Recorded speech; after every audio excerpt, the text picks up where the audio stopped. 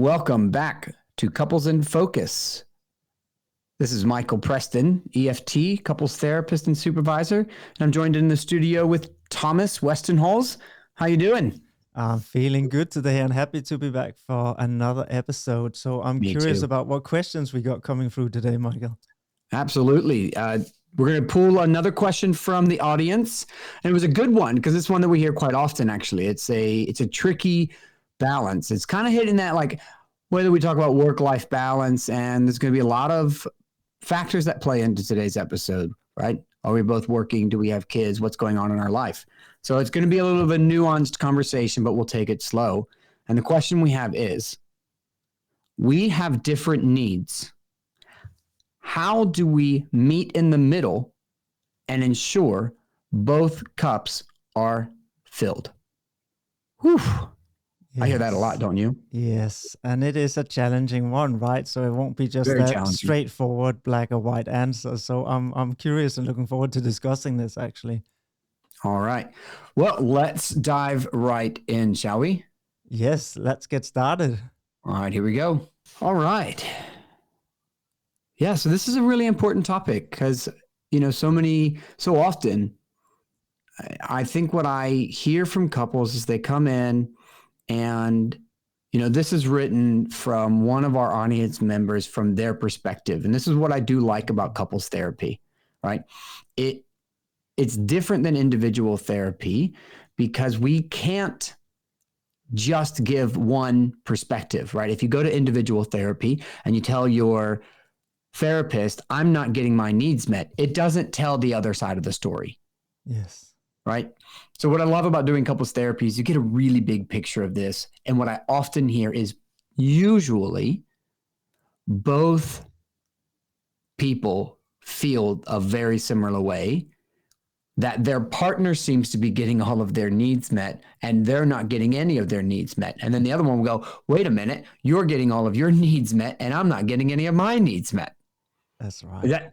Is that right? That's so true. And, I often find also in the practice that often people come in and they have read the books about the 5 love languages, right? Which has become very, very, very popular book, right? So it's becoming, it's very mainstream. And they will say, we don't have compatible love languages because I love touch and my partner is into gifts. And so it's very difficult. And maybe I'm doubting we are not compatible. And I get it, right? If we haven't had our needs for a long time and we're starting to get very frustrated, then of course there will start coming these doubts. Are we just not compatible, right? I think that's very, very natural. And I just want to acknowledge that, it is difficult if we have learned different ways of how we show affection or like to receive affection, right?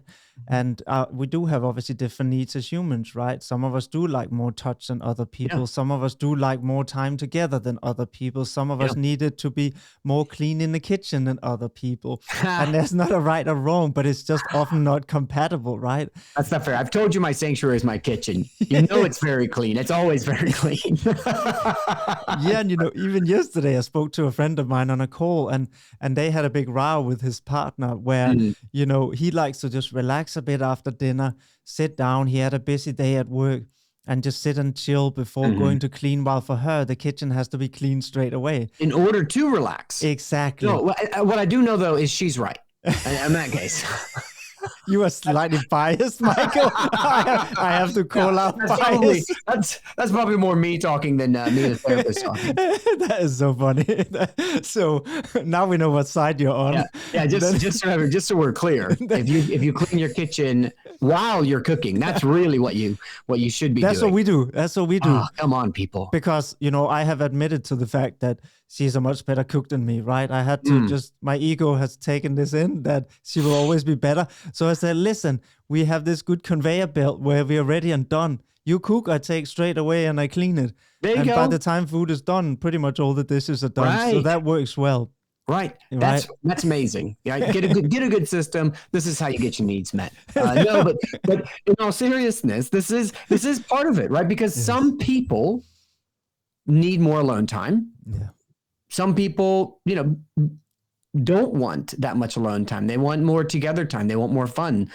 Some people want to sit down and watch TV at the end of the day and kind of sit down and have a cuddle while they watch the TV, but they not necessarily, maybe they're talked out, right? And then the other one's going, but where's the conversation, right? So there's all these needs, and getting both of those needs met can be quite a challenge. Yes, it really is. And I think it also brings into, I think we talked previously about the emotional bank account a little bit, Mm-hmm. that if we are completely empty, then there's nothing to give. Like you can't drive a car anywhere if there's no petrol or electricity in Yeah, it, yeah. right? Whatever car it is, you can't Right. get anywhere.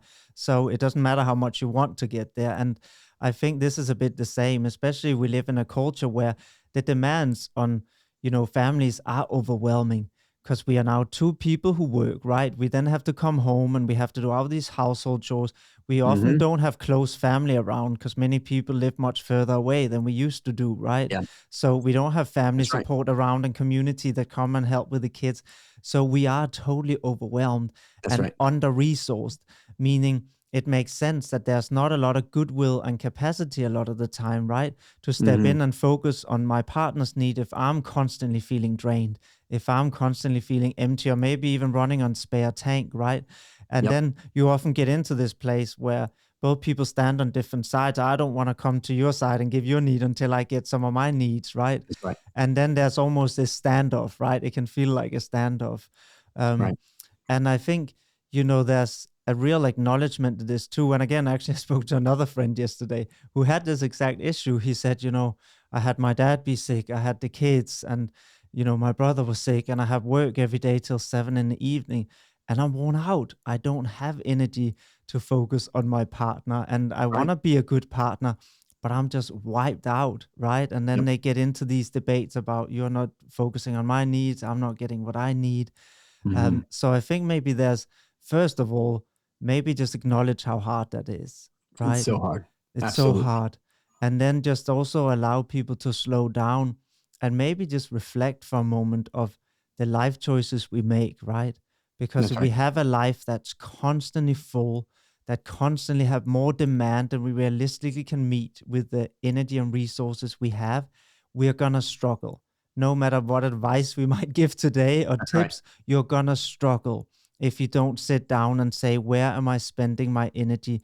And where might I be able to reduce some of that are not that critical? And how Right. do I prioritize where I spend my energy, right? I have a pyramid myself that is very clear to me of where I want to spend my energy. And then it's quite easy for me to say no to a lot of other things, right? Mm-hmm. But I think unless we start saying no to more things, we simply won't have the energy to That's really right. focus on our partner. That's right. Right. So the first thing, right, there is we're going to, like, the more things that are in your life and in your relationship, right? That could be both of you working, both of raising kids together, needs from extended family. Maybe parents are aging. That adds another layer to this deal, right? All these different things that are pulling and pulling and pulling from us, and they're all going to demand a certain amount of energy from us. Yeah. And then somehow, in the midst of all those things, so every bit that you have adds another layer of difficulty, right? And then you've got to now navigate how to make sure all the kids get fed and all the kids do that, all the things happen with the kids, while maybe one of you are able to get your needs met today, right? Get in something you really need that can help fuel you for the week and help you have enough energy to make sure your partner gets something that they need. And there is a bit of a balancing act there at times, again, depending on how many external things you have pulling that demand your energy, right? So that's going to be a balancing act, and it's going to be really difficult. And I think people can often come to the idea that going to therapy means that there's going to be an expert who is going to say, this is how you do it, right? Mm. And I want to just be really clear. I don't know that I have the answer for every couple on how to balance their needs, because I don't live in their world, right? That's not if you have a therapist who's going, oh, you should just do this and you should just do that and then you should do that. Like, how does that person know your life? Yes. Like fully really get it. So where we have to start, right? And I think you're going to hear me say this a lot, and I hope that by the more and more everyone tunes in and listens, they're going to hear this over and over. And I'm not just trying to, bang the same drum, but it is important, is what happens to your relationship when you two try to have a conversation about it. Because the difference between the couples that come to my office and the couples that don't come to my office isn't a magic thing. It's the couples that don't end up in our offices are able to hold a conversation around that effectively. Because you can't do this balancing act without using your words and talking to your partner. Yes. Right? And so the first thing we have to begin to understand is what happens to you when you try to talk about it. When you go to your partner and say, hey, here's what's on deck. Here's what I need. Here's kind of where I am emotionally. Yes. And where are you? And can we begin to talk about, like, sometime this week, how are we both going to support each other getting what we need? Yes. Yeah, that's a really important conversation to be able to hold. But many couples can't find their way to have that kind of conversation. And that's why it's so important to have some check-ins, right? Because often this is left unspoken for so long that the anger and resentment by the time they come to us has really, really grown, right? So there was this guy, I forgot his name, who wrote this book called 50 Minutes Relationship Fix. And I don't think he'll fix your relationship in 15 minutes. However, it might be one expensive book.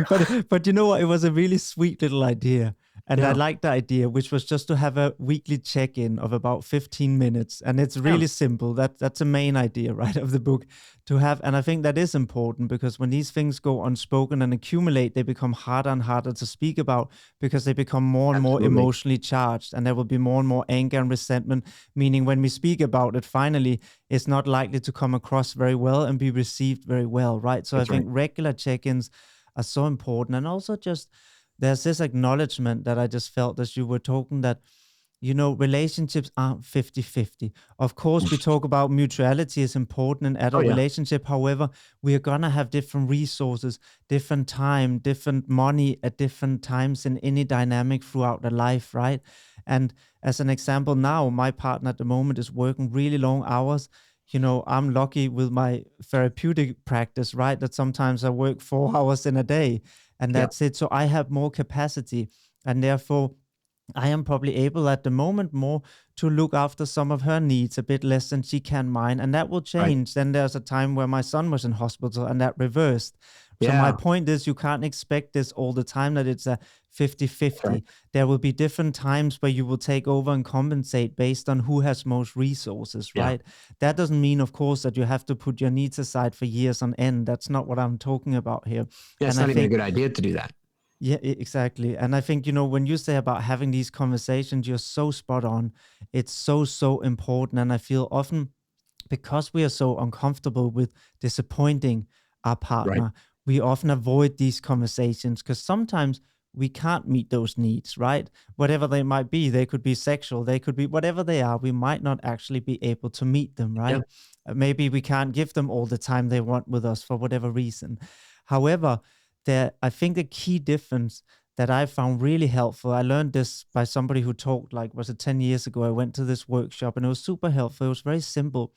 And I think, EFT very much aligned with this, is that the most important part of disappointment is we don't want to feel alone in that disappointment. So disappointment often become really harmful because we leave our partner alone in it. We don't want to have those conversations. We avoid it. And if they speak about it, we cannot dismiss it. And that means they're left now feeling alone with the disappointment, which is, you can say, a secondary layer of pain, right? While something that can be really beneficial, I've found, is even when it's not possible to meet that need, to actually sit with them and be with them in that disappointment and say, hey, I get this is really hard for you, and that's really disappointing that I'm not able to, dedicate all this time that you would like to have with me right now. And I hear that that's super disappointing, and I'm happy to sit down and have conversations when this come up and you feel frustrated and disappointed, and listen to you. So you're not alone in that. So, just in that action alone, we start changing what happens within the dynamic when there is disappointment, which inevitable there will be in any relationship, right? Like I can't do everything my partner needs. I'm sure you can't either. It's just not possible. Absolutely not. No, that's a good point, right? Because we can't be the end all be all for everything, and we're never going to have all of our needs met, right? But we can get enough if we can have a conversation around it. And you were talking about even avoiding the conversation, but that's part of one of the issues that couples face, right? So if you've listened to the episodes, you've heard us talk about avoidant attachment style and anxious attachment style. And I can likely guarantee you that the person who wrote me that question has an anxious attachment style because they're pursuing their needs. That's what they're doing. They're going, hey, how do we do this? How do we do this? How do we do this? But you know what I often hear on the other side of that is how avoiding the more avoidant partner, right? They're going to struggle to even acknowledge that they have needs. For so long, right, they have already cut off parts of themselves, often their emotional and relational needs, right? And what happens is they become unawares of them. And then what happens is you might see, the analogy that I'll give is it's like an air compressor, right? And when you turn that air compressor on, you start hearing it rumble and it starts to build pressure inside the air compressor. And it's adding a little bit of air at a time. And it has a mechanism on it that if the pressure gets to be too much and you haven't used the air, right, it's supposed to cut it off. But if it doesn't, it's got like a little safety valve and it blows off some steam out of the compressor so that the tank doesn't just explode, right? But when I listen to avoidant partners talk about their experience around these things, it is so often that they'll say, I'm not even aware that I'm overwhelmed or distressed or exhausted. It doesn't dawn on me. It doesn't dawn on me until the moment where suddenly I'm being asked one more thing and I just can't be asked for one more thing, right? It's like they don't realize the camel is overloaded until the final straw hits and they collapse, right? And then people go, whoa, like where'd that come from, buddy? Yes. Right? But they're so not misattuned, but like unattuned to their own self. Yes. Right? Because that's been a survival mechanism for them for so long. That's the way they've protected themselves, because getting those needs met across the span of their lifetime, that's not happening. They've never considered the idea, right? I hear that so often. I was like, hey, what would it be like for you to turn to your partner and share, right? Like, hey, sometimes I need this. And he's like, turn to somebody. No. Like, it's just, what are you talking about, man? Yes. Right? And so that is such a challenge that couples are going to face, right? That even holding this conversation is going to require the avoidant partner to sit with themselves a bit more and say, what does it feel like in me when I start to get like overwhelmed? Yes. And that can be really hard in the beginning, so right? Hard. Because the truth is that there was a reason they developed these mechanisms to not feel. So suddenly when we're asking them, hey, you need to sit down and feel and tune in to what your needs are, that can, for sometimes they will say, hey, this feels worse than before. I liked how it was before because at least I didn't have to feel, right? Yeah, I didn't have to deal with this stuff. So when you suddenly start, and of course there are things that were suppressed for a reason, that might not be particularly comfortable, right? And like you also kind of mentioned, there's also sometimes even the expectation that this wouldn't be met anyway, especially if there are more vulnerable needs, right, of needing support from the other. And then, of course, these wouldn't be expressed, right? They would be withheld or might not even be aware of them, as you said. And if they're aware of them, they might not think that they're valid needs that could be met. Right. So they are kind of just internalized and held inside. But of course, it will accumulate a felt sense of distance, right? That's right. Towards a partner over time. So I guess, yeah, exactly. As you said, often for the avoidant partner, that can be a big, big challenge. that, Huge challenge, right? yeah, not to be aware. And even if you are aware, then feel that these are not really valid needs. I shouldn't really Right. need them to help me, even Yeah. though, my sister maybe just died, right? And Yeah. of course you need support, right? Of course Yeah. it's valid, but in their internal reference system, it might not be. It's So, unbelievable, right? The number of times I've had a couple come into my office, and the withdrawers parent or sibling or grandparent, someone close to them has died. yes. And their partner goes, I don't know how they're feeling about that. Yes. Like, I can't see it. And their partner goes, I'm fine. Right. And then if you scratch the surface a little bit, right, they're like, well, I mean, of course I'm not fine. Like, I'm sad. Oh, and their partner's like, you are sad. Right. But that's the level of keeping the calm on the surface Yes. that withdrawals are used to doing. It's just kind of holding that all together at all times for all reasons. Yes. Right.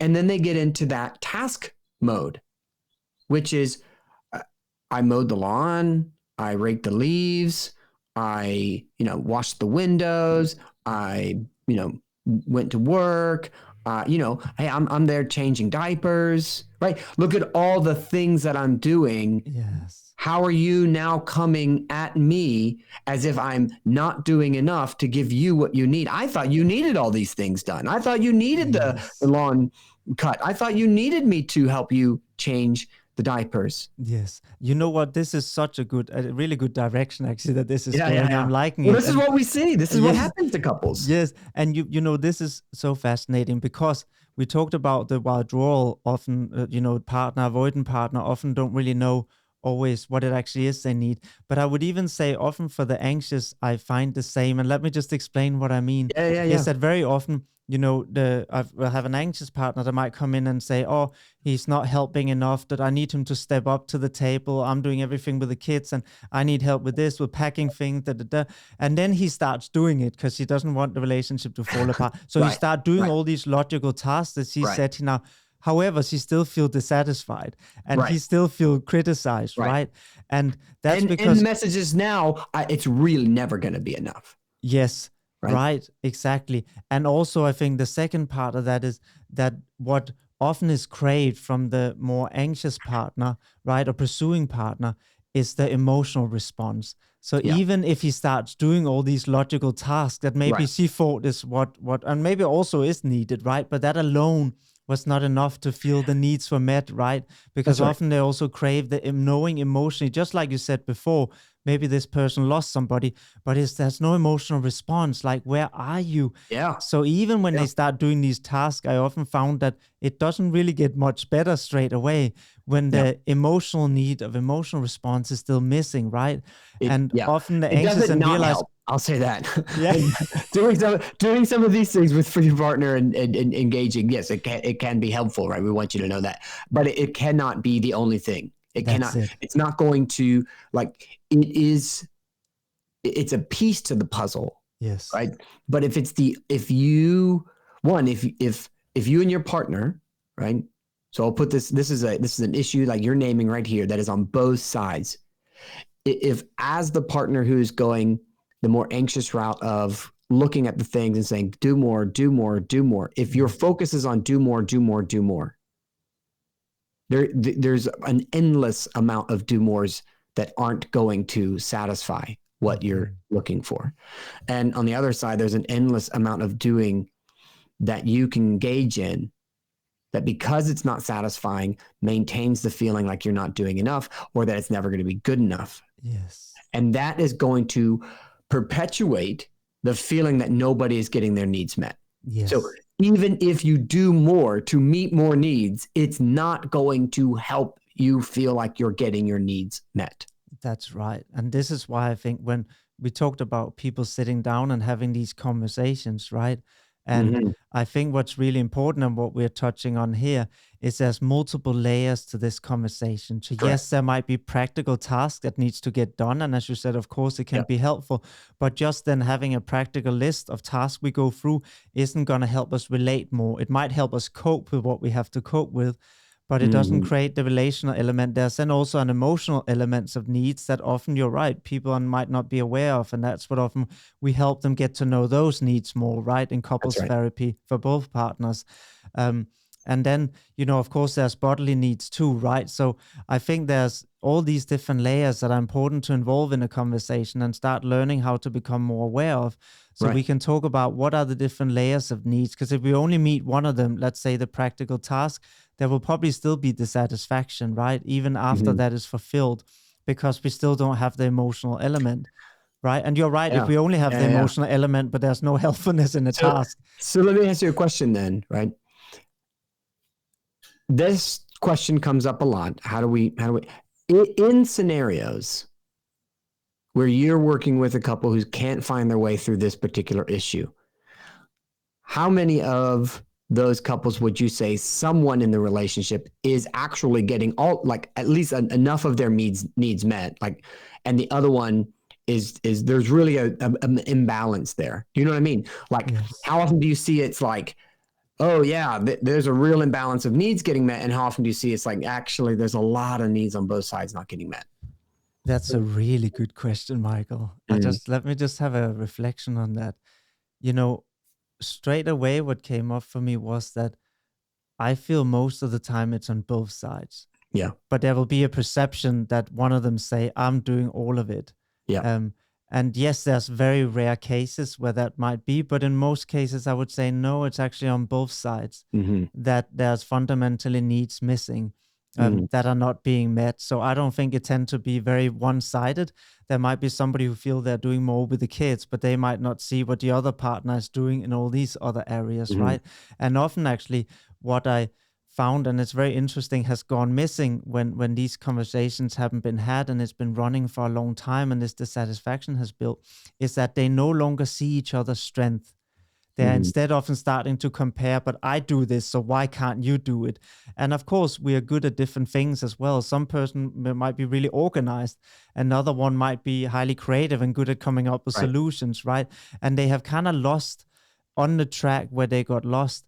They're no longer able to use each other's strength. That's right. Instead, they start looking for each other's potential pitfalls and then compare to each other and say, but I'm good at this. Why can't you just do that, right? Well, I can do this. Why are you not doing it that way? And they will create a comparison model to their own paradigm and strength, which makes the other person feel inadequate a lot of the time, right? And that's often what we hear the avoidant come in to say, right? They start feeling inadequate, that they're not good enough, that they are stepping on eggshells, that they can't get it right, all this typical terminology, right? Which can be a very harmful message over time to get consistently, right? And I found that's very often what have gotten lost, is that when we first meet each other, it's easy to see each other's strength, right? It's nice and fun. And we often focus on the other person's strength. And somehow over time, as these, again, we talked about in the last podcast, it's small little fractures, but again, over time accumulates to a point where we get angry and we only start seeing and focusing on the things they're not good at, right? And comparing instead of remembering, actually, my partner is amazing at coming up with ideas that makes our relationship more fun. But it's true, they're not very good at cleaning. They are a bit disorganized in that way. How can we somehow utilize each other's strength instead of start fighting each other over the challenges that each one has, right? Yeah. No, that's really great, right? How do we keep sight of the strengths our partner brings to the relationship in order to have an effective way to find getting our needs met through inviting our partner's strengths more pronounced into the relationship? Yes. Right. I was asking that question. And I think you're right. For the most part, I think you're right that it is pretty balanced, at least in each partner's experience. And so what I wanted to say on that is, if the conversation around getting needs met generally is started by adding more to the to-do list, or finding another thing your partner hasn't done, or maybe it's just leaving the room and like walking in the house and heading straight to your office, right? From one office into the house. Nope, going to go to my office because here goes the argument again, right? And you're gone and then they're standing there, right? If that's the dynamic, that's never going to ever going to achieve getting those needs met. But if we can take a moment and say, if I'm feeling like my needs are not getting met, and that's fair, it's likely my partner isn't either. It's likely my partner also feels like their needs aren't getting met. And I wonder how to hold a conversation, right? And so this is where we go back into curious and compassionate, right? And that's always going to have a better runway for a conversation when we are curious, compassionate, and collaborative. And so coming to our partner and saying, hey, I have been feeling quite run down lately. And I know I'm busy. And I know you're busy. And we've got the kids and they've got the soccer and they've got the gymnastics and then the music. And then you've got your work and I've got my work. And right, we can name all the reasons with our partner that we are both exhausted. And if I know I'm not feeling quite like I'm getting enough poured back in to keep me moving forward, I imagine you might not be feeling that as well. You might also feel like your cup's getting emptier and emptier without getting something to pour back in. Mm-hmm. And I wanted to check in and see how you're doing. I wanted to check in to see if that's as true for you as it is for me. Now, there we go, right? Here's a conversation that is saying, here's where I am, and I'm checking in with myself, and this would likely be your pursuer, but we like talking about this stuff anyway, so it's fine. But it's an invitation for your partner to examine themselves, and they can say, you know what? You're right. I'm not feeling like I'm getting enough poured in with as much as we have to pour out. Notice the we part of that. That's the collaborative piece. With all that we have going on, right? And I see you. I see how hard you're working at work. You know, I see you waking up at night with the kids and putting them back to bed with me. I see you changing the diapers, right? And this is, again, this is not a gender conversation. This is anybody, right? He, she, they, anyone can go to their partner compassionately and collaboratively and name the things they're seeing their partner do, right? And ask about what that cup feels like for them. That's an open conversation to saying, can you come to the table and let's talk about this and let's find a way. Yes, and that's such a good way to start that conversation too, right? When we sit down, because what you're doing here is, hey, I start by actually acknowledging my partner before bombarding them with all the things that I feel they're not meeting. Right. And, you know, it's much easier to hear. And a lot of people coming in often really lack a sense of feeling appreciated, right? So to start the conversation with say, hey, I see what you do, right? That already opens up to being able to receive the message more of some of the things that maybe there's a desire for more of, right? So it's a basic way of how we do feedback, right? Even in business, I remember this is what we would used to do, right? We would start by focusing on what somebody does well, not just tell them what they don't do well, because then they become really demotivated if you just hear all the time, you're not doing this well, you're not doing this well, right? That becomes absolutely draining. And I also thought, you know, as you were talking about, a way to really help the partner show up in these conversations is that for a lot of, you know, more avoidant partners, I think this is more predominant, is often the fear of failure, of getting it wrong, right? And therefore, it can be very hard to try for somebody to meet needs that they might not know how to meet. It could be emotional responsiveness that maybe you need more of, right? To see more of their emotion. It could be whatever it might be. It could be they find it harder dealing with the kids, whatever it might be, right? And they find it really hard. And because they often had a very harsh narrative around failure, they then avoid, right? That's their strategy. So by coming in critical, you kind of mirror exactly what they experienced growing up. And you're probably going to get more of those defensive responses they learned growing up, which is why drawing and not want to have these conversations with you, not responding to the needs, right? So instead, we know that a lot of their model has been, hey, failure is really painful, right? Mm-hmm. And I rather avoid trying if I think I'm going to fail.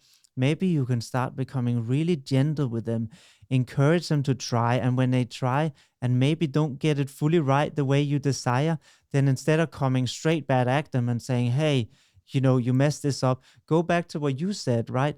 Acknowledge and say, hey, you really tried there with the kids. Mm-hmm. And that's really awesome. I really appreciate that. Mm-hmm. And maybe we could do a bit like this next time, but I really value that I can see you're showing up, right? That's right. Because then you can change to a new message that maybe they haven't had, that Right. slowly allow it to be easier for them both to have these conversations, but also to actually try meeting some of these needs that might have been quite intimidating for them to even engage with because they anticipated failure, right? And for them, that's a big thing. Yeah, absolutely. So I want to recap a little bit of what we said here as we're coming up to the final bit of our episode here. I have let me recap, and then I have a word for the men sitting in the metaphorical back row of this podcast. Right. So let me start with the recap. One, what is your conversation like around needs? Is your relationship able to talk about it, or does it get stuck in a cycle, right, of criticizing and blaming and leaving each other feeling like there's no good way for either of us to do it here, right? Generally, that's a big factor in why people don't get their needs met, why couples can't find a way, right?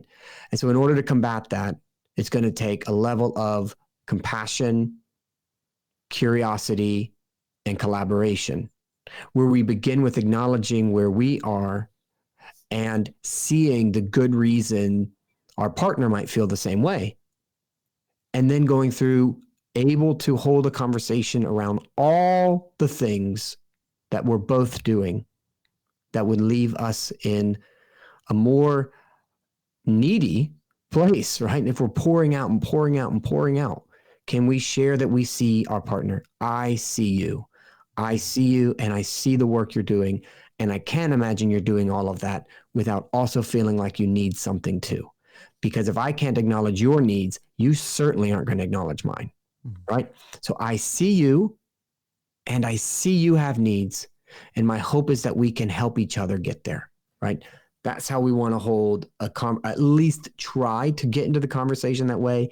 It's likely, the first go at that is going to kind of be rocky and you might step on each other's toes, but we got to change this dance, right? If we keep coming to the floor and keep turning on salsa music and we keep salsaing, that's not fun. Yes. But if we've been doing the salsa for a long time and then suddenly someone's playing swing music, we're going to get on the dance floor and we start doing it. We're going to step on each other's toes because we're so used to doing the salsa, right? Yes. And so that it's going to be rocky. It's not going to be perfect, right? But progress, not perfection, right? Yes. And I think that's a great summary. And the only thing I add is really also practice being present with your partner in disappointment when that will happen inevitably, right? A perfect example, my friend who's now, his partner is pregnant and she is not really feeling sexual at all, which is very hard for him, right? Yeah. But now it's causing a lot of conflict for them because he's feeling alone with it, right? And when he brings it up, it just gets dismissed. Instead of, it's possible to sit down and say, hey, I get you that this is really, really hard for you and really disappointing and can maybe even feel quite rejecting, right, for you, that I don't want that. At the moment, I can't do it without violating myself because I'm just not feeling it. But I hear your disappointment and I welcome you to come and share with me when this is really hard. That's a very different experience, right? Than just be told, oh, stop getting on about me all the time with this, right? And this is really annoying and right? Where you then feel I'm really alone and you start building up that. So I think that's so important too, right? And I know it's difficult, but it's a practice again, right? How can we actually deal with disappointment and actually be together in the fact that sometimes we can't, but at least you don't have to be alone in your disappointment. I'm here with you, right? Yep. No, that's such a great point, right? Can I see the good reason why it would be disappointing, right? Yeah. Like, which is just because he loves you, right? Yes. And that's like, oh, your disappointment is because you love me and you want to be with me. Yes. And that's got to feel disappointing, right? And acknowledge it. That doesn't mean we got to suddenly jump and go, okay, well, let's go hit the sack, right? It's, I can see your disappointment and hold space for that. Even in the space that I can say, man, I'm not there yet. Yeah. Yeah. All right. So a word for the boys in the back, right? And that is this. While that is true that nobody's needs are getting met in a relationship where somebody's needs aren't getting met, right? It's not like usually one and none for the other. It is also true that we have historically done a pretty